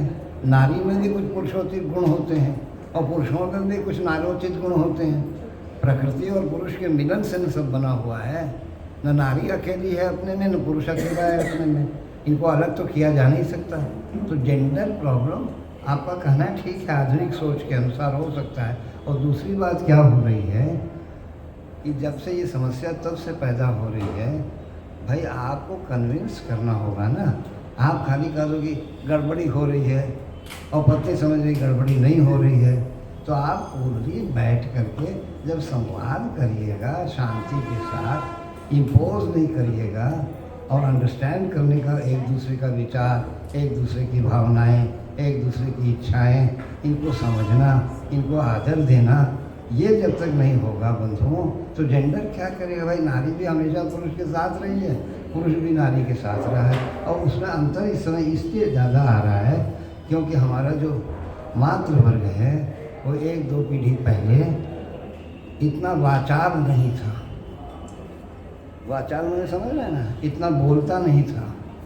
हमारी माताएं बहनें इतना बोलती नहीं थी। घरों के अंदर जोर से औरतों की आवाज़ सुनाई नहीं पड़ती थी। आप समझ रहे हैं, ये स्वभाव था नारी वर्ग का हमारे यहाँ संस्कृति में। अभी एम्पावरमेंट का युग चल रहा है, तो इसमें बोलना शुरू हो गया बहुत ज़्यादा, और ये बोलना जो है ये जहर बन गया। वो पच नहीं रहा है पुरुष को। नारी का बहुत बोलना हजम नहीं होता है, हजम नहीं होता है, तो फिर ये अपनी गलती नहीं दिख रही है तुमको। अब आपको अगर गलती दिख रही तो उसको समाधान शांति से बैठ करके, चलो बताओ भाई तुम जो कर रहे हो ठीक है, वो कहे हाँ ठीक है, तो बताओ कैसे ठीक है। हम कूल हो ही नहीं पा रहे हैं ना, बाहर कूल रहेंगे, घर में हॉट हो जाएंगे। हॉट मत होइए, कूल रहिए, थोड़ा धैर्य रखिए। वो सुप्रीमेसी जो पुरुष का है वो आड़े आ जाता है अंदर से, फिर जेंडर लगने लगता है कि जेंडर डिफरेंस। तो जेंडर माँ है ना भाई, नारी तो और भी पूछ। हमसे किसी ने पूछा, एक छोटा सा क्षेपक दिखाता हूँ आपको, फिर दर्शनीय कौन है, एक प्रश्न है, नारी और पुरुष में दर्शनीय कौन है? तो हमने कहा पुरुष दर्शनीय है। तो उसका पुरुष दर्शनीय है कैसे? यहाँ तो हम लोग नारी को दर्शनीय समझ रहे हैं आधुनिक व्यवस्था में। हमने कहा नारी पूजनीय है, वंदनीय है, नारी दर्शनीय नहीं है। पहले बारात जाती थी तो नारियाँ छिप करके पुरुषों को देखती थी। पुरुष को, जो मर्द होगा वो नारी को नहीं देख सकता है, नारी देखेगी पुरुष को। याद रखिए, हम अपने विद्यार्थी जीवन में याद करते हैं, जवानी में 18, 20, 22 साल में जब ग्रेजुएशन, लड़कियों की ओर देखने में इतना संकोच होता था, अंदर चारों ओर देखना पड़ता था, कोई देख तो नहीं रहा है। और अभी हाथ में हाथ डाल के लड़के लड़कियाँ घूम रही हैं बेशर्मी से। ये क्या है? ये हमारी संस्कृति है। नारियाँ पुरुष को देखती हैं, पुरुष दर्शनीय है, नारी दर्शनीय, नारी वंदनीय है, क्योंकि माँ है। वो पद से हमने नारी को गिराया है पश्चिम की। इसीलिए परिवार का जो निर्माण है वो माता पिता बच्चे से बनता है, पति पत्नी बच्चे से नहीं बनता है। अभी जो आधुनिक परिभाषा है वो पति पत्नी बच्चे हैं, पति पत्नी बच्चे हैं। एक परिवार की बात आपको प्रैक्टिकल बता रहा हूँ। 20 वर्ष का लड़का, माता पिता दोनों हमारे प्रेमी। एक बार की यात्रा में उनके यहाँ जब मैं ठहरा, पत्नी भी एमए एक कॉलेज में लेक्चरर, पति भी एक बड़े संस्थान में अच्छे पद पर। तो हमने दोनों बुद्धिजीवी पति पत्नी देखी। मैंने हम जो भी दृष्टांत देंगे वो एकदम असली देंगे आपको, कोई काल्पनिक नहीं देंगे। एकांत में उस बहन ने मुझसे पूछा कि स्वामी जी बड़ी समस्या आ रही है। हमने पूछा क्या समस्या है? तो कही जो मेरा बेटा है, उस समय वो BA फर्स्ट ईयर में था, कि मेरा बेटा जो है कभी कभी अपने पिता का नाम लेके फलाने की पत्नी में आओ करके बुलाता है। अपने पिता का नाम लेके कहता है कि उनकी पत्नी यहाँ हो। हमने कहा ये आप ही का देन है, आप दोनों उसके सामने, दोनों बुद्धिजीवी हैं, कोई हार मानने को तैयार नहीं है। हो रहा है खूब, पति पत्नी के प्रति बच्चे में श्रद्धा नहीं होगी, चाहे कितने भी आप अच्छे हो पैसे वाले, माता पिता के प्रति श्रद्धा होगी, चाहे गरीब ही क्यों ना। हम शरीर से तो पति पत्नी बने हुए हैं ना, शरीर से माता पिता बन जा रहे हैं, मन से पति पत्नी बने हुए हैं। वो पति पत्नी, हम लोग को माँ बनने के बाद बच्चे जो एडोलसेंट एज में आते हैं तो उसमें पति पत्नी को बहुत सावधानी बरतनी चाहिए। आपस में अगर मतभेद है तो रात के 12 बजे बेडरूम में आप बात कर लीजिए, बच्चों के सामने बहस मत करिए। उससे क्या होगा, बच्चों के प्रति आपके प्रति श्रद्धा दोनों के प्रति खो देंगे सब, और यही स्थिति आएगी जो उस महिला की। हमने कहा आज रात 12 बजे से आप बहस बंद करिए, आप मौन धारण करिए। हम पुरुष को तो नहीं समझा सकते क्योंकि पुरुष जल्दी समझते नहीं हैं ना। सही बोले आप, ये सही बोले आप। तो हमने उस नारी को समझाया क्योंकि हमारी बहन जैसी थी। उन्होंने कहा बहन तुम जरा मौन धारण करो ना, देखो ये सब ठीक हो जाएगा। माँ बनो ना, तुम पत्नी क्यों बनी हुई हो? पत्नी मत बनो, माँ बनो। शास्त्री से आप बोले पुराने जमाने में पत्नी और माँ नहीं बोलती थी, सुख था, अब क्यों नहीं ऐसा होता है? ना बोले पत्नी और माँ सुख हो जाएगा अपने आप। बोले ना कि पुराने जमाने में पत्नी और माँ कम बोलते थे तो जीवन सुखी था। अब चेंज क्यों हो रहा है? पत्नी माँ वापस से कम बोले, जीवन अपने आप सुखी हो जाएगा। हाँ, ये बात भी ठीक है, ये बात भी ठीक है।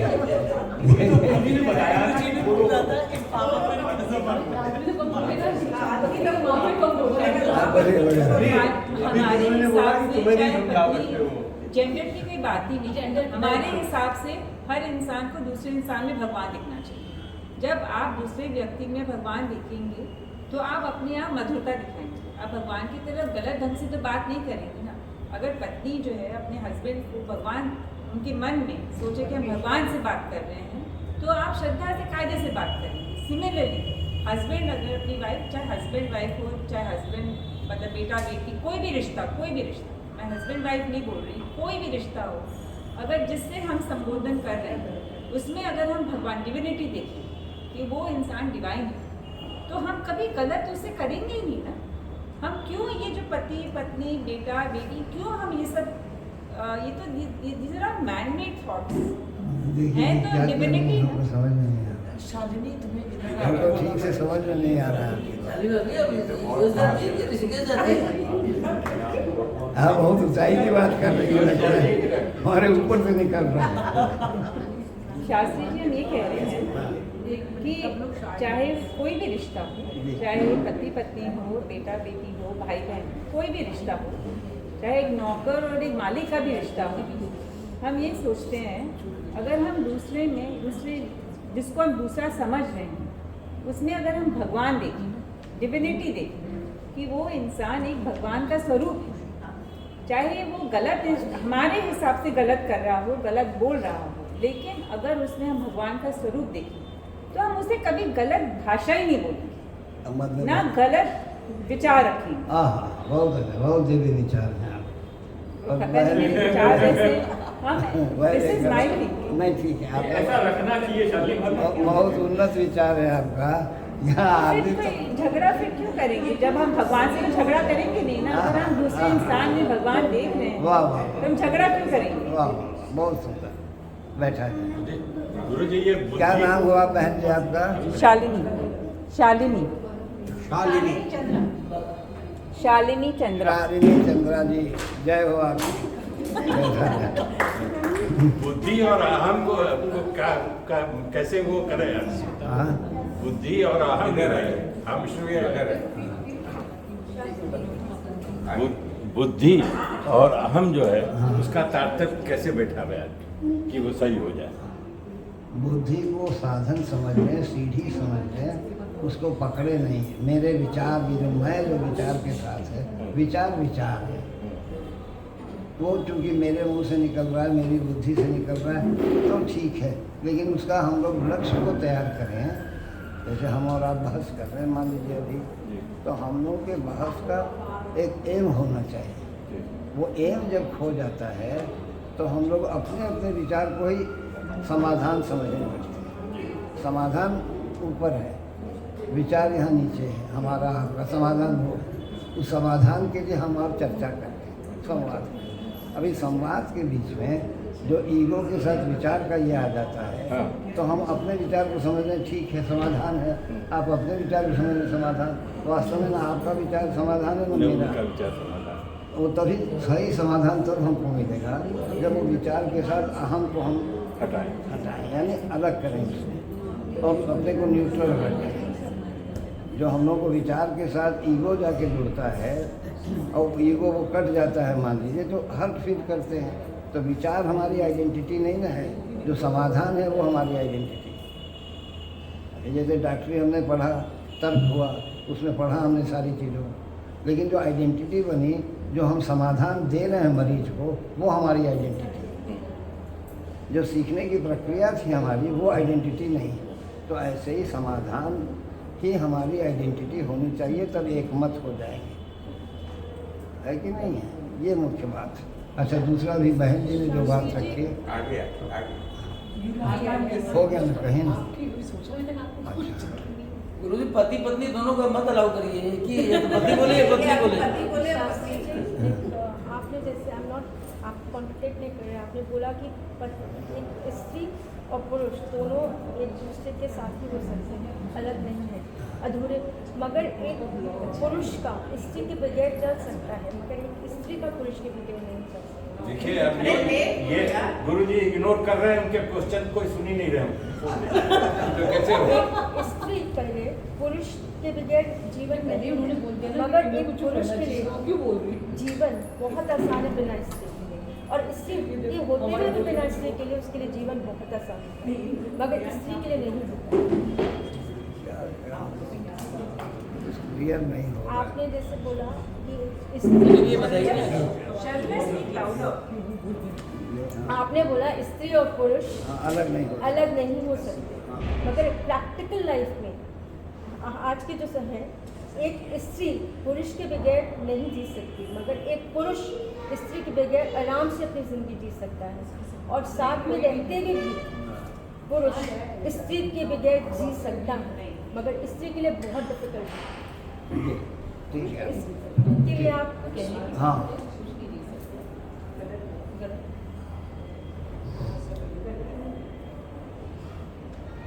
सबसे पहले हमारी शालिनी जी ने जो कहा, यदि हम भगवान देखने लग जाएं, भगवान समझने लग जाएं एक दूसरे को, अरे देवी जी हम लोग मनुष्य को मनुष्य समझने की स्थिति में नहीं रह गए हैं। आप भगवान समझने को कह रहे हैं, भगवान देखने को कह रही हैं, ये तो अल्टीमेट हो गया ना। फिर आप संत हो गई ना, साध्वी हो गई ना। हम अगर सब में भगवान देखने लग जाए तो फिर समस्या कहाँ रह जाएगी।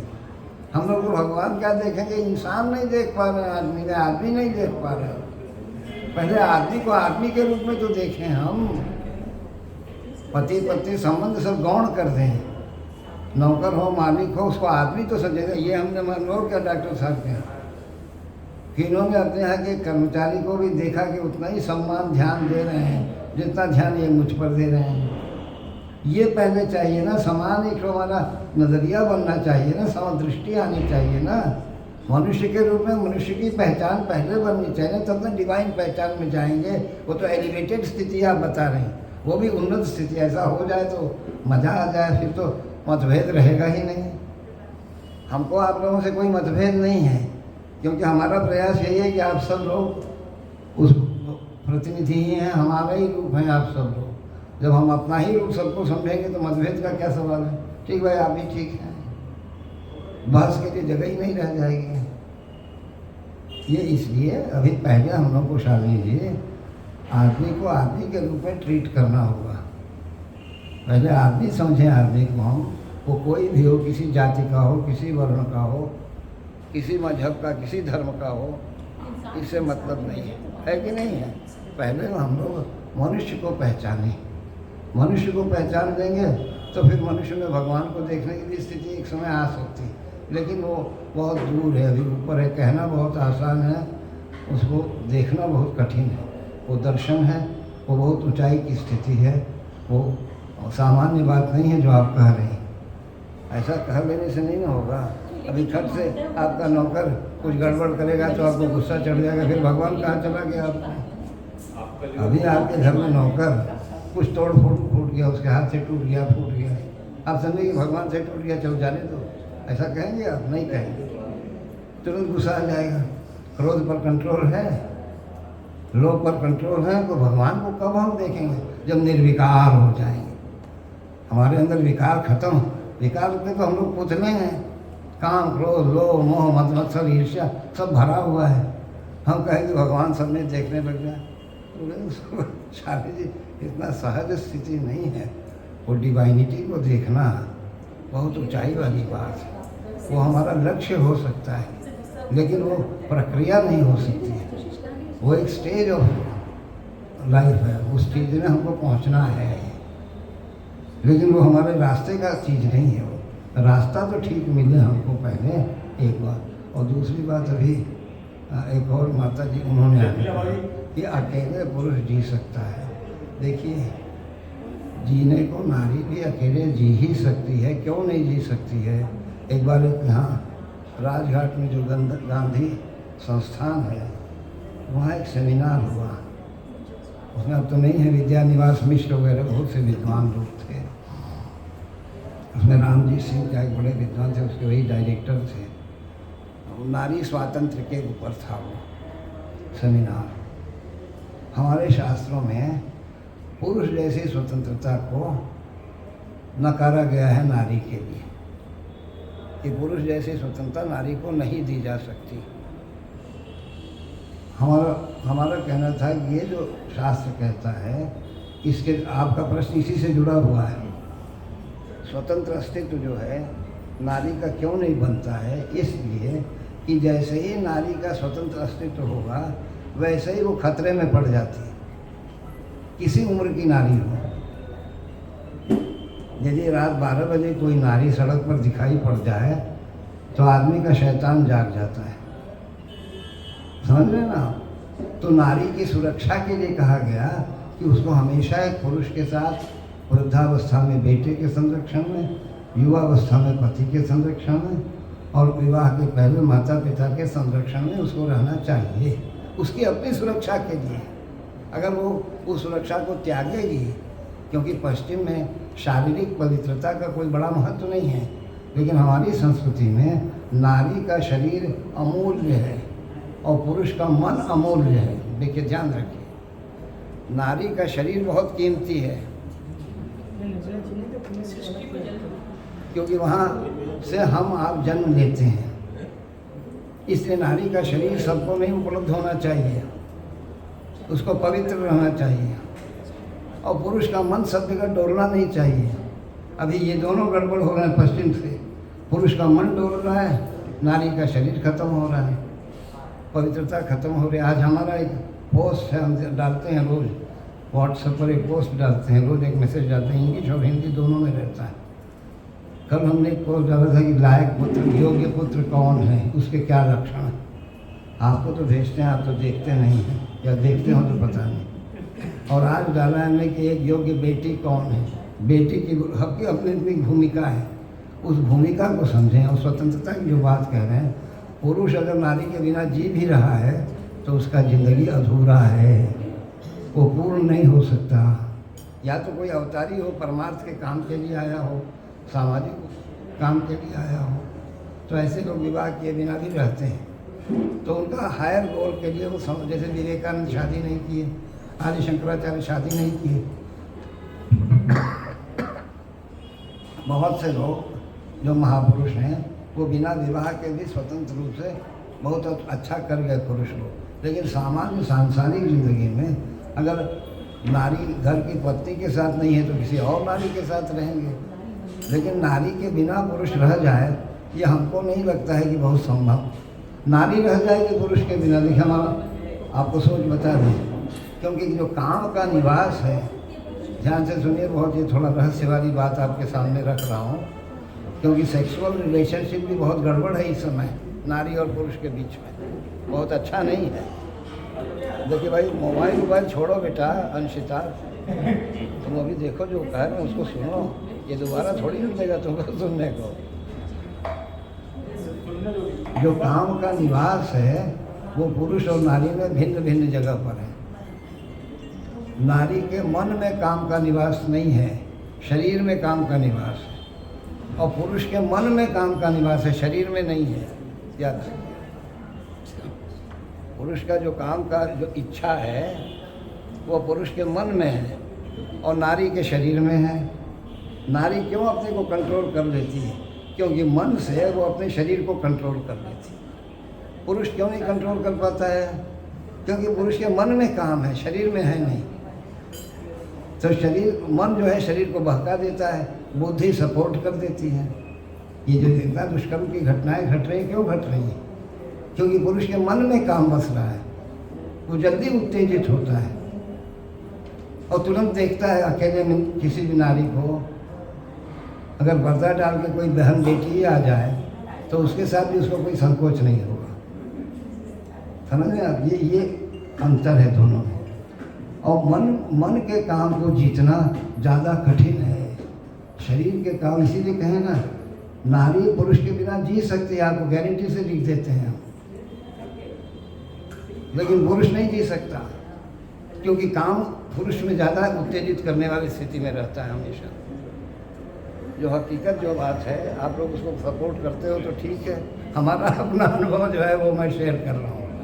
तो इसीलिए एक नागा साधु थे हमारे अपने एक शिव मंदिर में, वो नागा नग्न ही रहते थे दक्षिण भारत के, वो हमेशा नग्न रहते थे।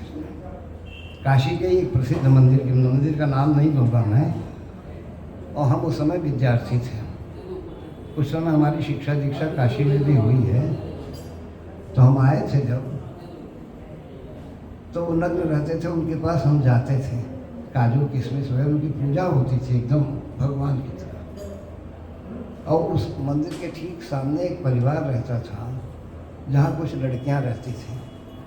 सब हर परिवार में लड़कियाँ रहती हैं, जबकि वो भोग के योग्य उनका शरीर नहीं था, क्योंकि जो नागा साधु होते हैं उसकी नस को तोड़ दिया जाता है। काम का इच्छा किसी का वो पूरा नहीं कर सकती, उनके अंदर भोग की क्षमता नहीं रहती। अब देखिए क्या होता है, तो लड़कियां भी दर्शन करने आती थी, उनको प्रसाद वसाद मिलता है। एक दिन मध्याह्न को शायद किसी और भक्त आया होगा, तो उसने उनको पकड़ लिया, एक लड़की को अपने गोद में बैठा करके उसके अंगों को सहलाते हुए। अब क्या था, फिर वो बुराई चीज़ तो बहुत जल्दी फैलती है ना, अच्छाई तो जल्दी फैलती नहीं है। किसी के अंदर का अवगुण जो है जल्दी प्रकाश में आता है, तो फैल गया सारे वातावरण में। वो जिस मठ से बिलोंग करते थे उस मठ ने तुरंत उनको कपड़ा पहनवाया, जबकि उसकी कोई उसके साथ कोई दुष्कर्म नहीं कर रहे थे।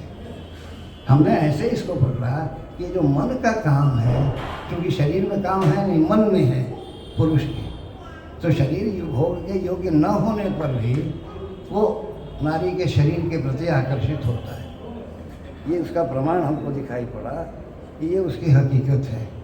तो पुरुष के लिए काम को जितना ज़्यादा, सिर्फ शिव जी के सिवा कोई, और शिव जी को भी नारायण ने मोहिनी रूप दिखा करके कह दिया कि सब आपसे भी संभव नहीं। जब मोहिनी रूप धर करके शिव जी प्रकट हुए तो हिल गए शिव जी भी और स्खलित हो गए। उसी से हनुमान जी पैदा हो गए। शंकर सुमन कैसे कहते हैं हम लोग, शिव जी के ही वीर से हनुमान जी का जन्म हुआ, इसीलिए उनको शंकर सुमन, मोहिनी रूप। यानी कि नारी के बिना पुरुष का जीना बहुत मुश्किल है। हमको हमारे गुरु थे हरिश्चंद्र ब्रह्मचारी कश्मीर के, वो हमको हमेशा ब्रह्मचारी कहे। हम उनको एक दिन में कहे, सब लोगों के सामने कहे, हमने उनसे कहा महाराज हम तो विवाहित हैं, आप हमको ब्रह्मचारी कह रहे हैं। तो मैंने एक नारी ब्रह्मचारी, बिना नारी के करीब में नहीं रह सकते हैं। आप अगर एक के साथ हैं तो आप ब्रह्मचारी के समान हैं।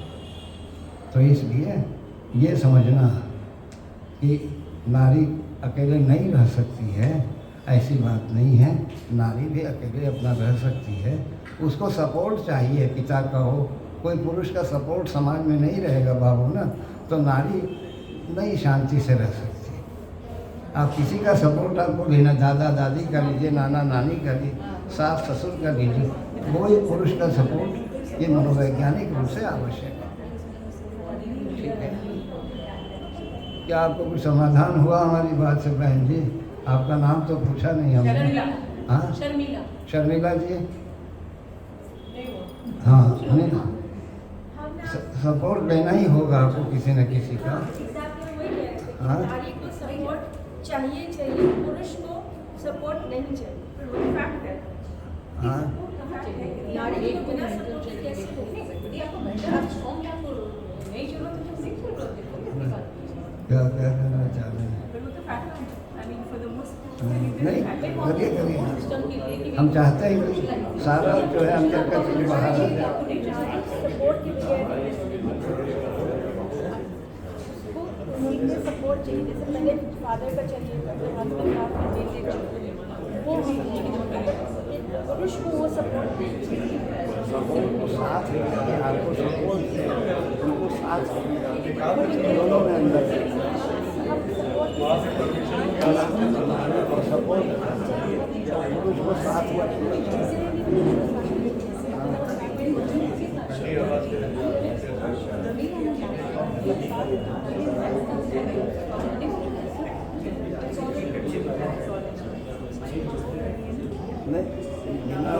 नारी के साथ रह सकता है, अकेले करने का क्या अर्थ है उसका? नारी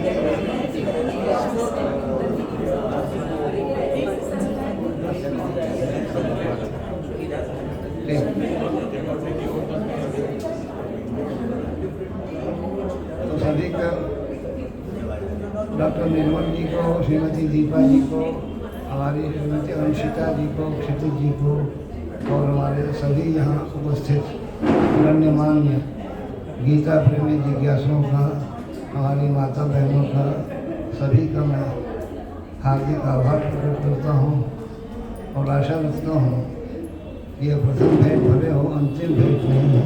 फिर हम लोग मिलते रहेंगे, कोई भी हो। सतीश जी हैं, इनसे आप हमारा दूरभाष फ़ोन नंबर लेके व्यक्तिगत रूप से भी बात कर सकते हैं। हमारा जो भी ज्ञान है आपके लिए है, जो भी हमारे पास समाधान है आपको देंगे। माननीय श्री सतीश जी का भी हृदय से आभार व्यक्त करता हूँ। 2 मिनट एक पूर्णमदः, एक ये है चला के बैठ जाएं या खड़े रहें। ओम पूर्णमदः पूर्णमिदं पूर्णात् पूर्णमुदच्यते पूर्णस्य पूर्णमादाय पूर्णमेवावशिष्यते। ओम शांति शांति शांति। सभी को